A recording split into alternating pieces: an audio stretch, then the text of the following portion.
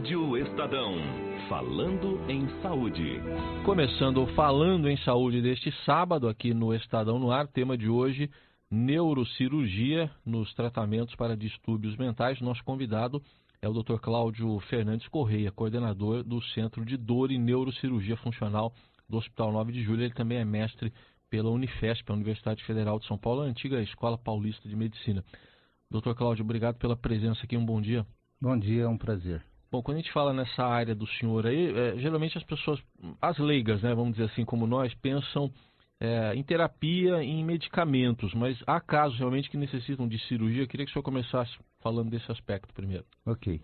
Bom, existe uma lógica que tem bastante fundamento, que você deve tratar qualquer doença, qualquer paciente que apresenta uma enfermidade com um método simples. Talvez o mais simples de todos, de fato, seja a medicação dada pela via oral, inclusive, né, pela boca. É verdade que algumas doenças têm um caráter progressivo e a medicina, apesar de todo o avanço, ainda não é capaz de debelar ou sanar completamente um determinado mal. Vamos dar aqui o exemplo da doença de Parkinson. Doença de Parkinson, que tem uma etiologia, uma causa também controversa, discutida, se tem fundamento genético, se pode ser adquirida, ou por traumatismo, ou por intoxicação. Enfim, ela é inicialmente tratada e muito bem controlada com remédios. Esses remédios vão repor uma substância que começa a faltar nesses pacientes, que é a dopamina, e eles, com a reposição da dopamina, vão ter quase que uma normalidade no seu desempenho, na sua qualidade de vida, inclusive. Mas com o passar do tempo e com a progressão da doença, aumentando o número de células que deixam de produzir essa substância, a medicação às vezes não controla adequadamente e não só não controla, como também vai trazer efeitos colaterais que às vezes inviabilizam a persistência do uso desses medicamentos, já agora em doses superiores.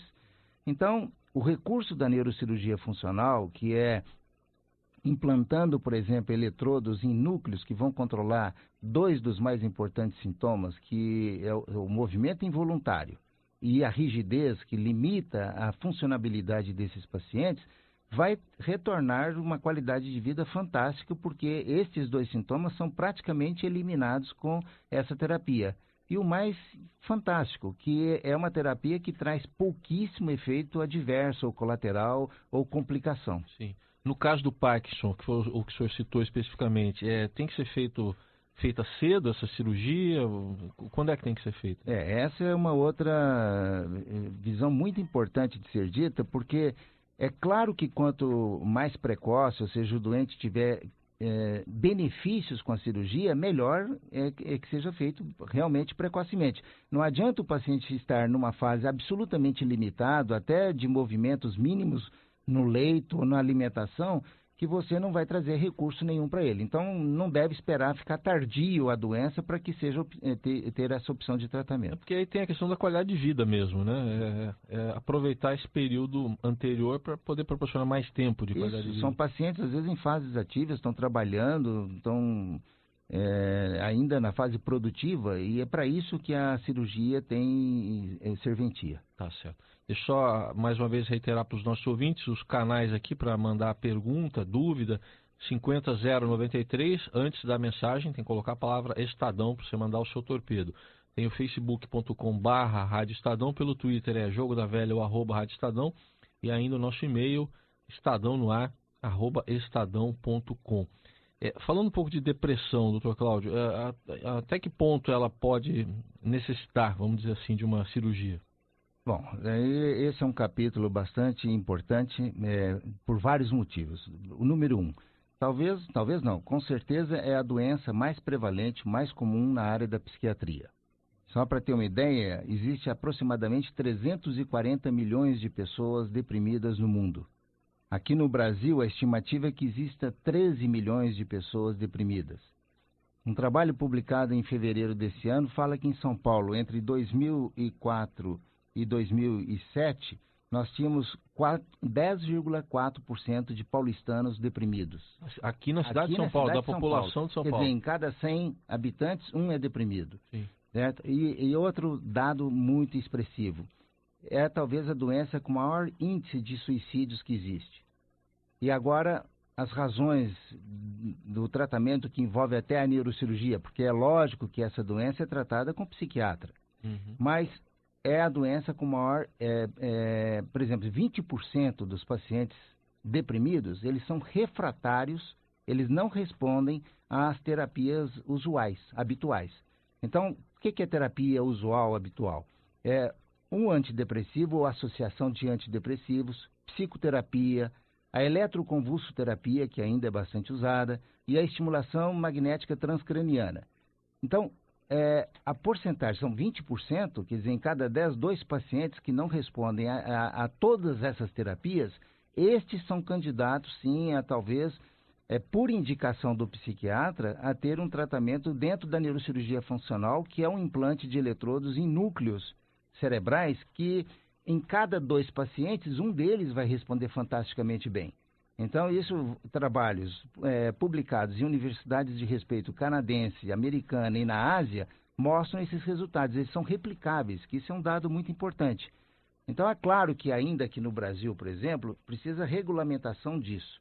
É usado, assim, no sentido chamado off-label, porque é um termo que vem do inglês, mas que foi usado inicialmente para medicamentos que tinham uma indicação que não foi a inicial desse medicamento. Sim. Então, isso passou a ser cientificamente, inclusive, aceito, mas falta uma regulamentação dos órgãos aqui do Conselho Federal de Medicina, do Conselho Regional e também da Anvisa para que isso seja regulamentado. Mas tem um potencial impressionante, já que tem uma prevalência muito alta na população em geral, e aqui no Brasil, como eu disse nos dados que eu citei, não foge à regra. O senhor falou agora, doutor Cláudio, do indicação do psiquiatra. O psiquiatra seria, então, uma porta de entrada? Para isso tem que ser por esse profissional ou há como chegar direto no neurocirurgião? Então, evidentemente que muitas vezes isso acontece, mas nós não podemos e não fazemos nenhum procedimento na área por exemplo, do tratamento da depressão e também do transtorno obsessivo compulsivo, que é uma outra indicação, sem a indicação formal do psiquiatra. Normalmente, nesses procedimentos que tem uma doença psiquiátrica de base e que vai ter a ação da neurocirurgia funcional, em alguns dos casos é preciso de 3 psiquiatras endossando, e psiquiatras que não necessariamente, aliás, deveriam não pertencer ao serviço do neurocirurgião. Sim. Porque são eles que têm que indicar. Aí tem um viés grave, porque já foi publicado, inclusive nos Estados Unidos, um trabalho, porque lá tem muito trabalho de estatística que aqui nós não temos. Um deles é que apenas 20% dos médicos já formados vão incorporar novas tecnologias ou novas indicações. Sim. Então, isso lá. Então, imagina que a dificuldade que tem de um profissional, por exemplo, na área da psiquiatria, incorporar essa possibilidade terapêutica, mesmo com todos esses dados, que não são meus, são dados publicados na literatura médica, e são claros, eles são replicáveis em vários lugares.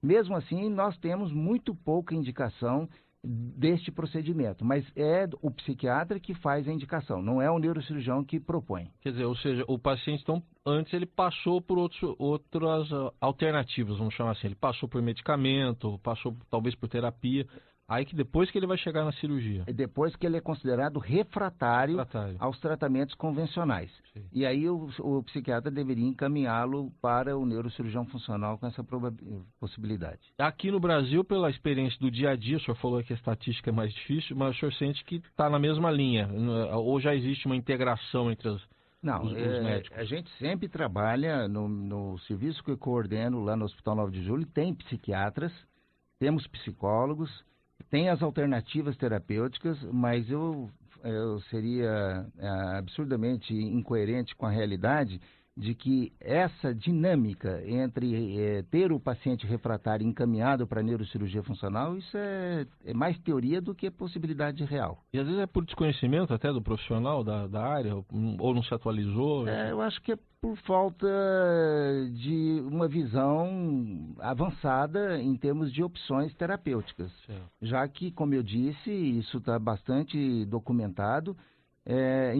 Imagina se você tem um índice de sucesso. Por um lado, o índice de sucesso de 50% pelo menos de controle da doença que não era controlada já é muito importante. Segundo, a morbidade ou a possibilidade de complicações do procedimento é quase desprezível e de mortalidade é considerada zero. Então, eu acho que você tem dos dois lados uma razão muito forte para que isso pudesse vir a acontecer. Correto. O senhor citou aí de passagem o TOC, né, transtorno obsessivo compulsivo. E aí, primeiro vamos explicar, são aqueles pensamentos recorrentes, ações, é isso, né? Isso, que a gente está falando. Exatamente, são repetitivos e compulsivos, né? A pessoa não consegue, ela tenta, mas não consegue se livrar, e é claro que a base do tratamento, mais uma vez, é um tratamento através de fármacos, medicamentos. Mas também, em alguns dos casos, a neuroestimulação, que tem, de novo eu repito, uma morbidade muito baixa, pode ser muito bem empregada no sentido de trabalhar com esses pacientes e reverter o quadro clínico. Lembrar que esse processo de neuroestimulação ou neuromodulação, ele é chamado, porque tem dois tipos. Tem um que não é invasivo, em que você não acessa o interior do encéfalo, é feito por fora. Sim. Por exemplo, a estimulação magnética transcraniana. Que é uma estimulação, mas é claro que essa estimulação vai ser muito limitada porque atinge apenas a superfície do cérebro. Muito bem. Agora, a outra estimulação precisa de um acesso para você colocar o eletrodo num núcleo, numa área específica. Ela é chamada invasiva por isso, porque tem que abrir, ainda que seja uma trepanação, um pequeno buraco na tábua óssea craniana, para que o eletrodo seja inserido. Ela é chamada invasiva, mas tem uma morbidade muito baixa. O índice está em torno de 2% de complicações, 2, 3%, isso nas casuísticas. Então, nessas circunstâncias é que o paciente encaminhado vai receber esse tipo de terapia. Quer dizer, no toque, da mesma forma que lá quando o senhor estou na depressão, é quando não responde aos outros tratamentos também, ou quando já oferece algum tipo de perigo? É exatamente isso. É quando você tem uma refratariedade ao tratamento convencional, normalmente medicamentoso e psicoterápico. Muito bem, a gente está recebendo aqui no estúdio, no Falando em Saúde, que hoje tem como tema a neurocirurgia no tratamento aí de distúrbios mentais, Dr. Cláudio Fernandes Correia, que é coordenador do Centro de Dor e Neurocirurgia Funcional do Hospital 9 de Julho. Daqui a pouco a gente volta ao segundo bloco aqui do Falando em Saúde, também com participação de ouvintes. Você pode falar aqui com a gente, fazer suas perguntas pelos nossos canais. Estadão no ar. Rádio Estadão, falando em saúde. Retomando aqui a nossa conversa sobre neurocirurgia no tratamento aí de distúrbios mentais, nosso convidado, Dr. Cláudio Fernandes Correia, coordenador do Centro de Dor e Neurocirurgia Funcional do Hospital 9 de Julho. Bom, Dr. Cláudio, já tem algumas perguntas aqui de ouvintes para o senhor. A primeira é a Aisinardi. Ela disse que está ouvindo aí o programa e que o marido dela tem Parkinson, né? O senhor já citou Parkinson agora há pouco, né? E ela gostaria de saber onde que ela pode fazer a cirurgia, onde é que ela deve ir, enfim, como é que ela procura isso, e pergunta se é muito cara uma cirurgia desse tipo. Lógico que ela vai ter que ter uma indicação médica antes, mas em linhas gerais é isso que ela quer saber. Então, no caso da doença de Parkinson, o profissional principal que deveria fazer a indicação, e que não é o que acontece na maioria das vezes, é o neurologista, ele que trata clinicamente da doença de Parkinson. Mas o neurocirurgião, isso sim, tem condições também de avaliar e saber se tem indicação do procedimento. Ao contrário das outras doenças que estávamos citando aqui, transtorno obsessivo compulsivo e depressão, que fundamentalmente tem que ser encaminhada, referendada pelo psiquiatra. Mas aqui em São Paulo, por exemplo, tem vários lugares que fazem tratamento, inclusive públicos, da doença de Parkinson, através da implante. E a legislação brasileira, ela através das operadoras de saúde e convênios, eles têm, isso faz parte da tabela da Associação Médica Brasileira e referendado aí pela Anvisa, os procedimentos. Então, quem tem convênio, ele tem o direito de ser tratado por essa tecnologia, que de fato é uma tecnologia cara, porque o hardware para implantar isso não tem no Brasil produzido, ele vem de fora. Então ele vem dos Estados Unidos e aqui nós vivemos num país paradoxal nesse sentido, embora o poder aquisitivo seja baixo, aqui tudo a gente paga muito mais caro do que, por exemplo, o próprio americano costuma pagar. O carro aqui, que nós pagamos 3 vezes mais, lá custa 1/3, né? E a mesma coisa com produtos médicos importados. Mas, de qualquer maneira, como eu disse, não só o Centro de Neurocirurgia Funcional do Hospital 9 de Julho, que é um hospital privado, mas outros aqui em São Paulo e hospitais públicos, como o Hospital das Clínicas, têm condições plenas de atender pacientes dessa natureza. É claro que há um afunilamento, tem uma demanda reprimida de pacientes que não têm condição de ser tratado. Isso existe em vários gargalos na nossa medicina, né? Tá certo. A gente agradece que é o ouvinte que participou. O Fábio, que é de Itacoaxetuba, são duas perguntas. Vou fazer uma separadamente aqui para facilitar. Primeiro ele pergunta, quem trata de hérnia de disco, o ortopedista ou o neurocirurgião? São três, na verdade. Vamos com essa primeiro. Tá. Bom, existem ortopedistas qualificados, competentes para fazer o tratamento de hérnia discal e existem neurocirurgiões. Toda doença que afeta diretamente ao sistema nervoso é primariamente tratada pelo neurocirurgião, mas aí é uma área mais ou menos de transição, que a gente chama de um ecótone, entre a neurocirurgia e a ortopedia. Ambos são profissionais qualificados, quando bem formados, a tratar esse tipo de doença. Bom, a outra pergunta do Fábio é se o Botox pode ser utilizado na profilaxia da enxaqueca.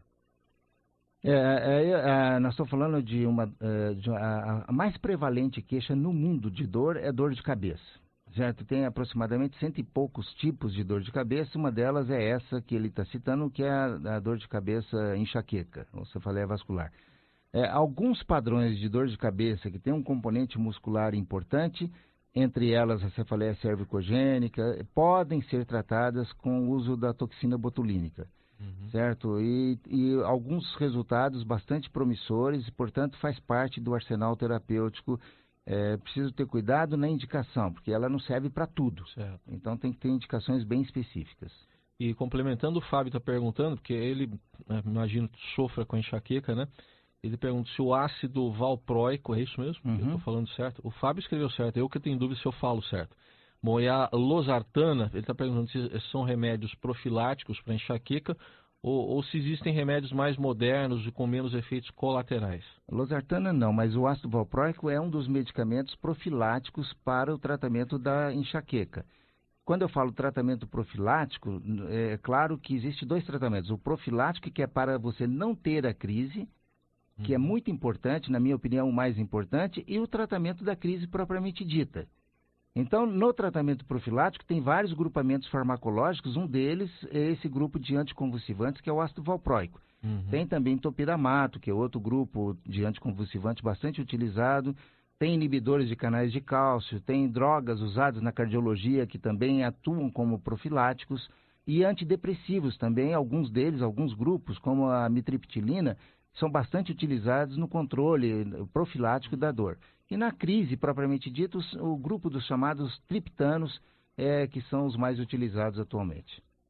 Outra pergunta aqui, a Helenice Cachista, ela pergunta se essas técnicas que o senhor já citou aí, se são aplicáveis também para quem sofre de fibromialgia. A fibromialgia, ela afeta 2% da população feminina do mundo. Quer dizer que é uma doença altamente prevalente, de causa desconhecida ainda.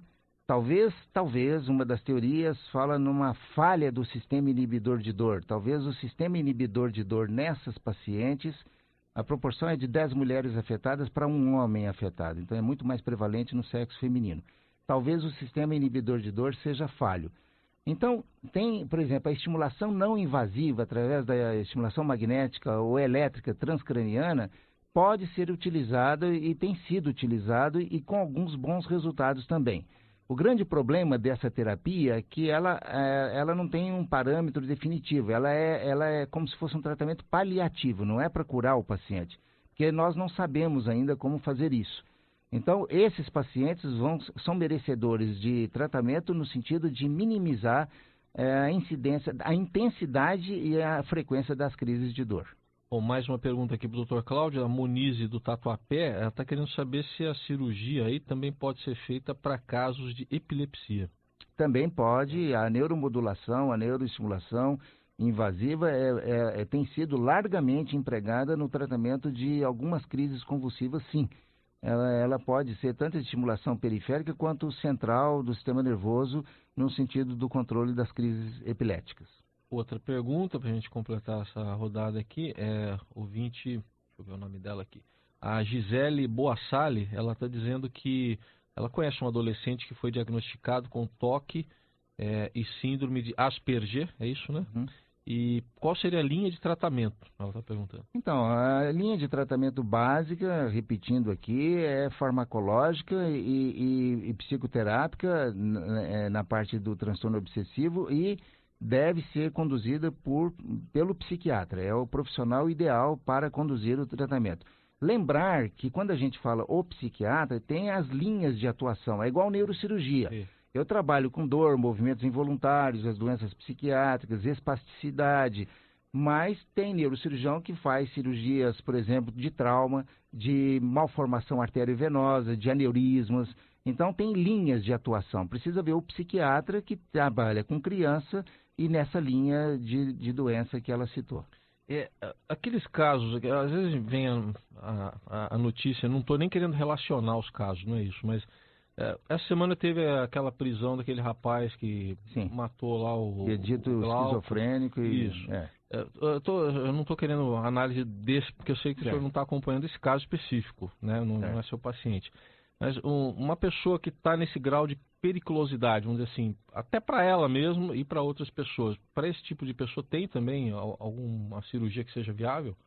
Então, isso falando de um crime, na verdade. Isso né? traz à tona a preocupação em que Conselho Regional de Medicina, Conselho Federal de Medicina, todas as entidades envolvidas deem um pouco mais de atenção a essa situação. Porque hoje, se nós tivéssemos a intenção de fazer uma cirurgia num paciente agressivo, que existe também, a outra linha da psiquiatria, em que o neurocirurgião funcional é fundamental na colaboração do tratamento, é preciso, aqui no estado de São Paulo, que a Câmara Técnica do Conselho Regional de Medicina analise o processo, e isso eu já participei dessa Câmara Técnica algumas vezes.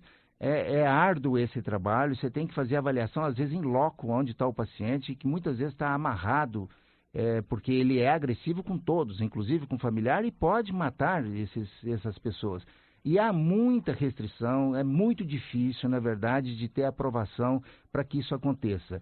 Mas eu acho que, no fundo de tudo isso, precisa que o Brasil tenha uma legislação que se aplique não só a esse estado, mas a qualquer outro estado, numa mesma linha. Então, está faltando muita base. É por isso que a juíza que fez a liberação dele falou, olha, eu fiz pautada na lei. Quer dizer, ela fica de mãos atadas e tem que seguir aí uma regra que talvez essa regra precisa ser melhorada para dar mais segurança a quem não tem nada com isso, que é a pessoa normal que está aí andando pela rua. E o curioso é isso, que se a gente analisar friamente mesmo, sem a emoção, ela cumpriu a lei mesmo, né? Exato, é o que está na lei lá. É verdade. Foi o que ela fez, né? Por mais que a gente possa até discordar, mas está escrito na lei. Mas mostra isso, é uma área que precisa ser trabalhada. Sim. E envolve a medicina, envolve vários outros órgãos também, que devem juntos procurar com objetividade trazer um melhor controle desses pacientes. Né? Como ela falou, a cada mês eu tinha um relatório, mas será que quem é que está controlando exatamente isso? Né? Eu acho que esse tipo de controle fica muito difícil de uma juíza responder por tudo isso. Né? Só para complementar ainda, para fechar essa parte, nesse caso que é mais extremo que a gente está citando, dependeria só de concordância do paciente para ele submeter um procedimento desse ou em alguns casos até da família mesmo? Tem regras mais ou menos estabelecidas para isso. Por exemplo, pacientes que são internados não voluntariamente, você não tem autoridade nenhuma para poder fazer um procedimento ablativo, um procedimento que seja irreversível. Uhum. Agora, quase tudo que hoje nós estamos aqui conversando são procedimentos reversíveis. Embora invasivos, porque eu tenho que acessar, eu tenho que fazer uma incisão, eu tenho que fazer uma trepanação e tenho que inserir um eletrodo, ele não é lesivo lá desse núcleo que está sendo só estimulado. Então, ele pode ser retirado depois. Então, nós estamos conversando de procedimentos não ablativos. Agora, quando ele está internado numa instituição, como eu disse, a revelia é preciso. Agora, quando ele voluntariamente nos procura, tem um termo de consentimento informado E se a patologia ainda não está oficializada, ela é considerada off-label, porque não está ainda regulamentada, você precisa levar isso para a Câmara Técnica do Conselho Regional de Medicina, para que essa comissão, avaliando tantas vezes quanto achar que é necessário, para emitir um parecer final para te autorizar a fazer o procedimento. Muito bem. Aí o doutor Cláudio Fernandes Corrêa, que é coordenador do Centro de Dor e Neurocirurgia Funcional do Hospital 9 de Julho, hoje é o nosso convidado no Falando em Saúde com o tema neurocirurgia no tratamento aí de distúrbios mentais. Daqui a pouquinho, último bloco, 9 horas e 51 minutos. Último bloco aí do Falando em Saúde deste sábado, hoje com o Dr. Cláudio Fernandes Corrêa, coordenador do Centro de Dor e Neurocirurgia Funcional do Hospital 9 de Julho, falando de neurocirurgia e os tratamentos, né, para distúrbios mentais. O senhor tinha falado de fibromialgia, né? Respondendo outro ouvinte. Valdenir Ferreira Santos está dizendo assim: tenho fibromialgia, me dói o corpo inteiro, só que agora a dor regrediu para o meu lado direito, dói da cabeça até o pé. Está perguntando se é normal isso. Na fibromialgia, onde existe músculo, pode ter dor. Então, da cabeça aos pés. Pode mesmo? Pode, sem dúvida alguma. São pacientes que são doloridos, e ela não está errado, da cabeça aos pés. Claro que, eventualmente, você pode ter predominância de uma parte do corpo que esteja doendo mais do que outra.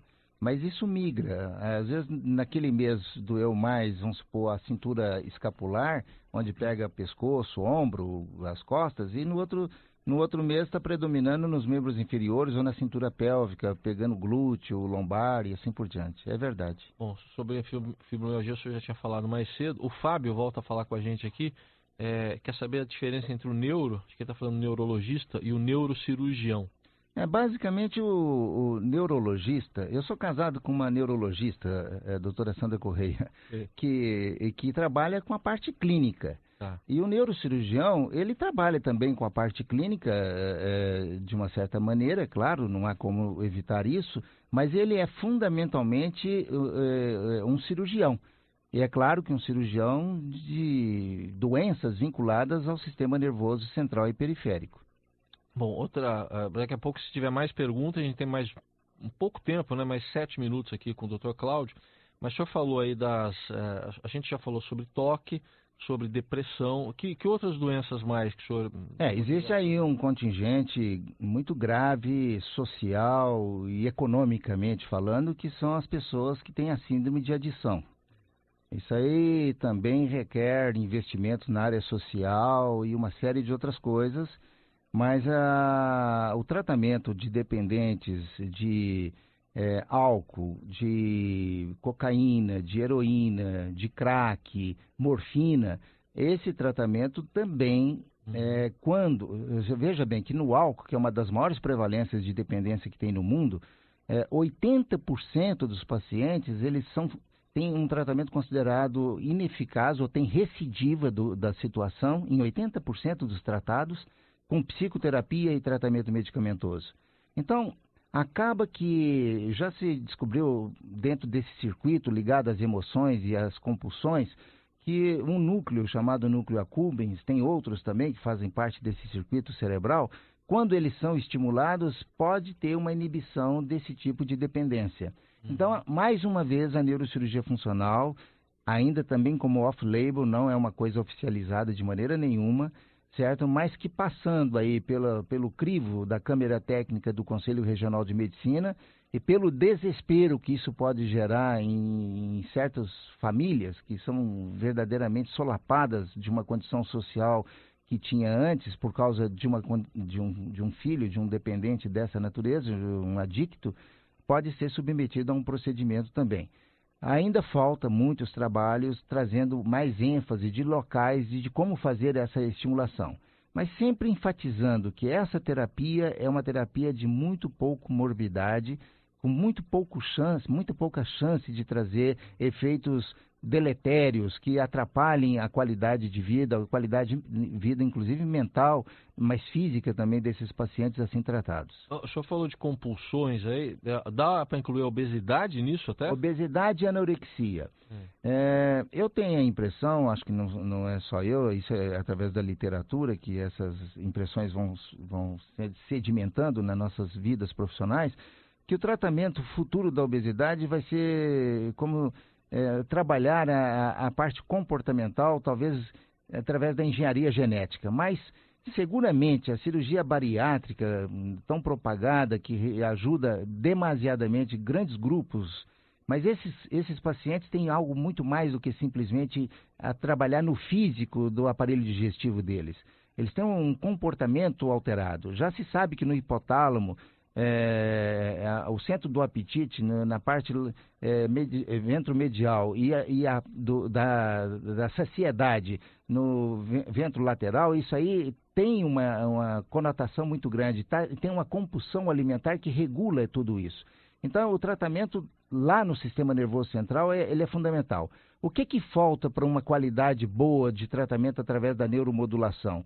Como essa área que eu estou citando é uma área muito pequena, é preciso que seja desenvolvido pelas empresas eletródios muito menores que vão atuar exatamente nessas áreas do hipotálamo, permitindo um certo controle dessa compulsão alimentar. Mas, de fato, é um outro contingente que pode ser trabalhada dentro da neurocirurgia funcional. E para fechar, doutor Cláudio, além o senhor citou a questão do Parkinson logo no começo, doenças assim que provocam aí a perda de memória, podem entrar também? Essa é a parte, até como neurocirurgião funcional, que eu ainda sou um pouco cético. Mas, de fato, principalmente a Universidade de Toronto publicou alguns casos em que portadores da doença de Alzheimer teve a neuromodulação como terapia e eles tiveram 3 casos. Um dos casos respondeu favoravelmente, melhorando esse desempenho cognitivo, que é essa capacidade de memorização e execução de atos previamente aprendidos. Mas também em traumas de crânio, pessoas que ficam comatosos ou que sofreram um acidente vascular cerebral, essa mesma terapia tem sido utilizada no sentido de trazer, são pacientes que estão em coma e tentar reverter esse coma para um certo grau de vigília, permitindo um certo contato e conexão desse paciente com o ambiente que ele vive. Isso tem sido testado, mas ainda também merece aí sim muito mais estudos e replicáveis em outros centros para que a credibilidade possa ter fundamento de usar mais corriqueiramente, mais frequentemente esse tipo de metodologia.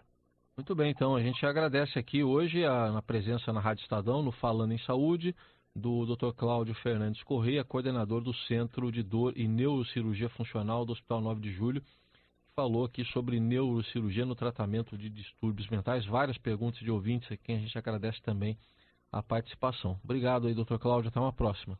É um prazer enorme para mim poder colaborar e estou à disposição quando necessário. Muito obrigado. Então. E é um tema realmente que é fascinante mesmo. O papo passa rápido aqui com o Dr. Cláudio. Bom, está terminando o Estadão no Ar, deste sábado, 6 de setembro de 2014. E a gente volta logo mais, eu volto logo mais ao meio-dia. Lembrando para você, meio-dia a gente volta pela internet só, porque meio-dia entra no ar a propaganda eleitoral obrigatória. A gente segue com o Estadão no Ar, meio-dia, pela internet até meio-dia e 50, e depois do meio-dia e 50 até as 2 da tarde tem o Estadão no Ar, segunda edição. Apresentação de Raíssen Abac, redação e operações da equipe da Rádio Estadão, a gerência de jornalismo é da Paula Marinho e o diretor de conteúdo do Grupo Estado é o Ricardo Gandur. Um ótimo fim de semana para você, fique com a gente, vem aí